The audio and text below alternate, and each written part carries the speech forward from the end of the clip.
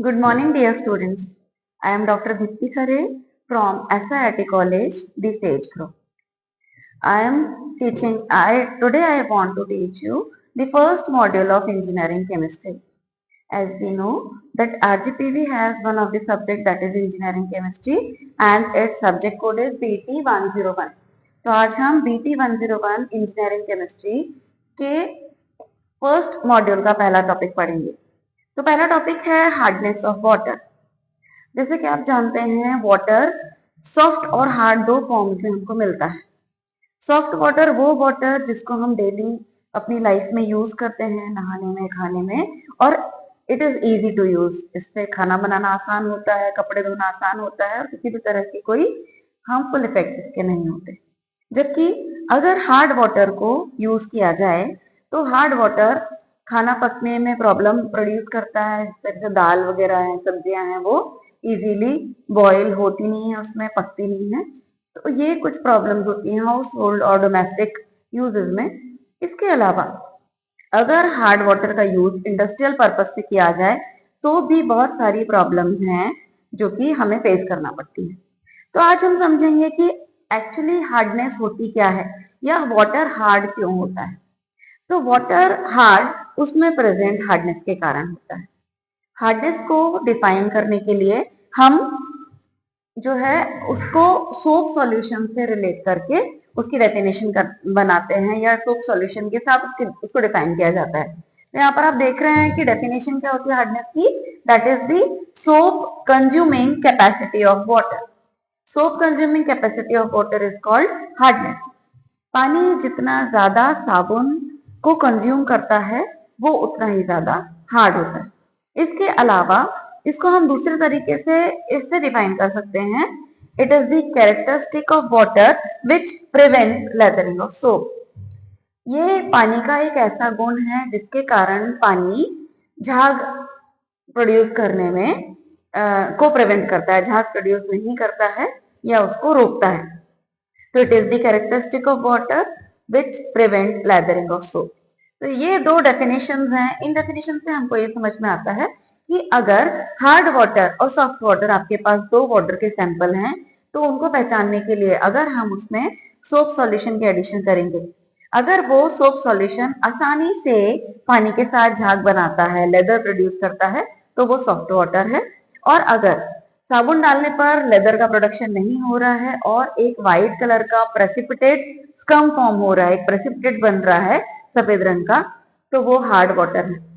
ये ऐसा इसलिए होता है कि इसके कुछ कारण है। इसका कारण ये है कि हार्ड वाटर में डिजॉल्व सॉल्ट प्रेजेंट होते हैं। Hard water is having it is having presence of bicarbonate, chloride and sulphates of calcium, magnesium and other heavy metals. Hard water में कैल्शियम, मैग्नीशियम और दूसरे हैवी मेटल्स के chlorides, sulphates और bicarbonates की presence होती है। ये सॉल्ट जब पानी में डिजॉल्व स्टेट में होते हैं तो इन सॉल्ट्स के कारण वाटर लेदर प्रोड्यूस करने में प्रॉब्लम क्रिएट करता है। अब वाटर में जब साबुन डाला जाता है तो शुरुआत में ये डिजॉल्व सॉल्ट्स उस सोप से रिएक्ट करते हैं और व्हाइट कलर का प्रेसिपिटेट फॉर्मेशन करते हैं। जितनी भी हार्डनेस है, जब सारी हार्डनेस प्रेसिपिटेट में कन्वर्ट हो जाती है उसके बाद ये वाटर लेदर का प्रोडक्शन शुरू करता है।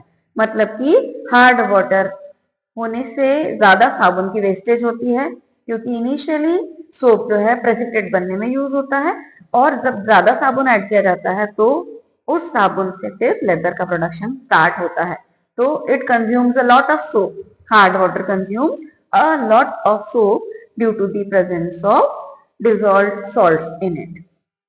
इसके अलावा अगर हम बात करें कि ये सॉल्ट्स कौन कौन से होते हैं, तो ये है calcium bicarbonate, magnesium bicarbonate, calcium sulphate, magnesium sulphate, calcium chloride, magnesium chloride, और इसके अलावा भी कुछ हैवी मेटल्स हैं जैसे आयरन है, एल्यूमिनियम है, मैग्नीज है। इनके सॉल्ट्स के कारण भी हार्डनेस होती है। अब हम डिस्कस करते हैं कि हार्डनेस कितने टाइप की होती है। मेनली हार्डनेस दो टाइप की होती है। एक होती है टेम्परेरी हार्डनेस जिसको हम कार्बोनेट या बाइकार्बोनेट हार्डनेस भी कहते हैं। दूसरी होती है परमानेंट हार्डनेस जिसको हम नॉन कार्बोनेट हार्डनेस कहते हैं। जैसे कि नाम से क्लियर है कि ये टेम्परेरी हार्डनेस है। Temporary word shows that hardness is for a shorter time. ये वो हार्डनेस है जो कुछ समय के लिए रहती है, टेम्परेरी प्रेजेंट रहती है। इसको कार्बोनेट या बाइकार्बोनेट हार्डनेस भी कहते हैं, और इसका कारण ये है कि कार्बोनेट और बाइकार्बोनेट सॉल्ट्स की डिसोल्यूशन के कारण ये हार्डनेस होती है। इस हार्डनेस को आसानी से बॉईल करके रिमूव किया जा सकता है।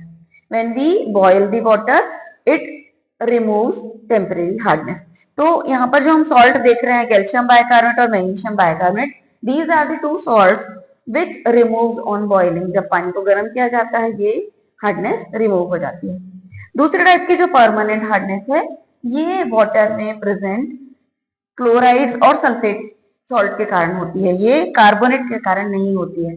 इसलिए इसको नॉन कार्बोनेट हार्डनेस भी कहते हैं, क्योंकि ये कार्बोनेट या बाइकार्बोनेट सॉल्ट की प्रेजेंस के कारण नहीं होती है और क्लोराइड एंड सल्फेट सॉल्ट के कारण होती है, इसलिए इसको नॉन कार्बोनेट हार्डनेस कहते हैं। और इस परमानेंट हार्डनेस के एग्जांपल्स हैं calcium sulphate, magnesium sulphate, calcium chloride, magnesium chloride.